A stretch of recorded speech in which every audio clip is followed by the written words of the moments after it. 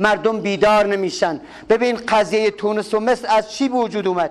یک جوان مظلوم، یک دستفروشی داشت، یک جوان دیپلم مسلمان، بعد اینا اینقدر اذیتش کردن، فشار روش آوردن، دیگه هیچ چاره ای نداشت، عصبی شد، تعادل خودش رو از دست داد، نفت ریخت رو خودش رو آتش زد، اون جرقه درست شد. یا جنگ جهانی دوم به خاطر بناحق کشتن ولیعهد مونتنگرو بود. کجا بود که جنگ جهانی دوم به وجود آمد که 70 میلیون بیشتر کشته داشت؟ حالا این کردستان ما هم به خدا قسم تا خون ما به ناحق ریخته نشه ملت کرد بیدار نمیشه. ما هم حق داریم آزاد زندگی کنیم، همچون تمام ملت های دنیا، همچون فارس، عرب، ترک، انگلیسی، بودایی، هندی، چنان که تمام ملت های دنیا از الله آزادی میخواهند، ما هم به درگاه الله پناه میبریم، میگیم ای الله اینها باید بیان و از تو بپرسن چرا ما رو خلق کردی؟ چرا این سرزمین رو در اختیار ما گذاشتی؟ چرا زبان ما رو کردی قرار دادی؟ چرا آداب و رسوم ما رو این آداب و رسوم پاک و وارسته قرار دادی؟ ای الله ما به خودت شکایت میکنیم، به ما ظلم میشه.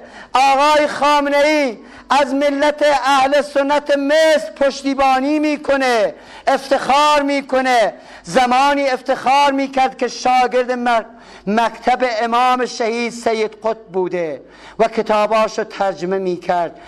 اما نمیدونه آقای خامنه ای که امروزه مریدانش چه بلایی به سر شاگردان مکتب سید قطب میارند.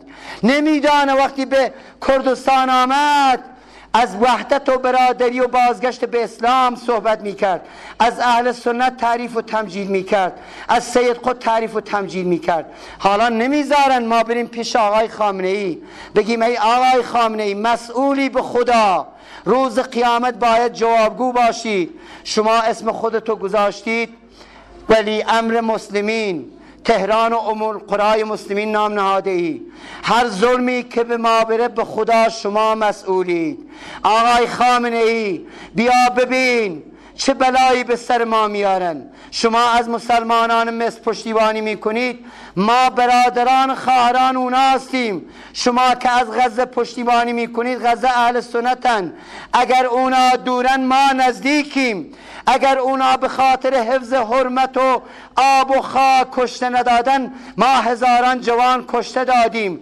اگر تمام مردم منطقه همه آواره شدن و منطقه رو به جا گذاشتن، ما پایداری کردیم، ایستادیم. بارها منطقه ما بمباران شد، کشته دادیم، هیچ کار بدی انجام ندادیم.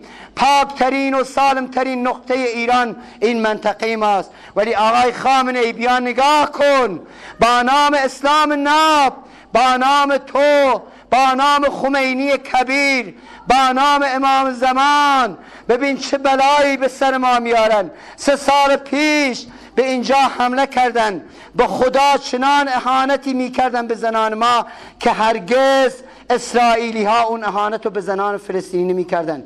الان فلسطینی ها آزادن، هیچ یهودی بر فلسطینی که همه اهل سنتن فشار نمیاره بگه شما یهودی بشید، مساجد رو تعطیل کنید، حق اقامه نماز رو ندارید، یا اونایی که امام نماز هستن باید مزدور ما باشن.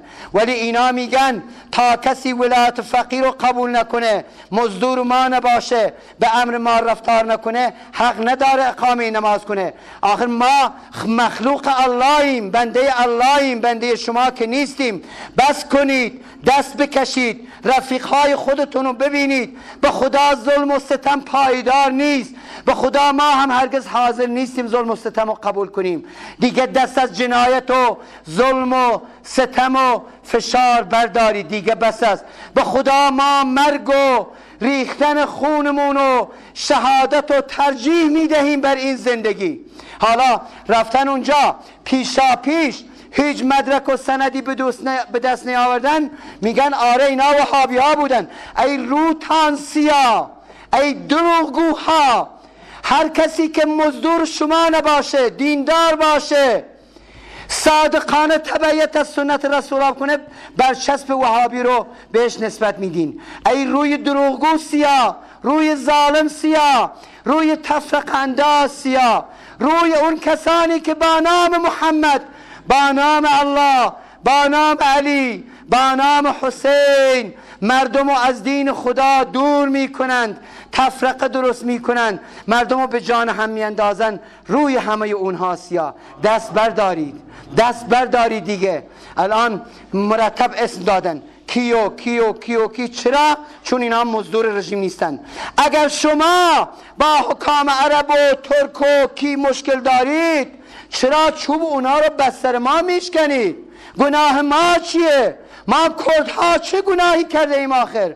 گناه ما چیه؟ ما بنده اللهیم، به شما خدمت کردیم، به خاطر رژیم شما هزاران جوان ما کشته شدن. دیگه بس کنید، دست از ظلم بردارید. به خدا ما مرگ رو انتخاب می کنیم، ولی هرگز ذلت رو انتخاب نمی کنیم.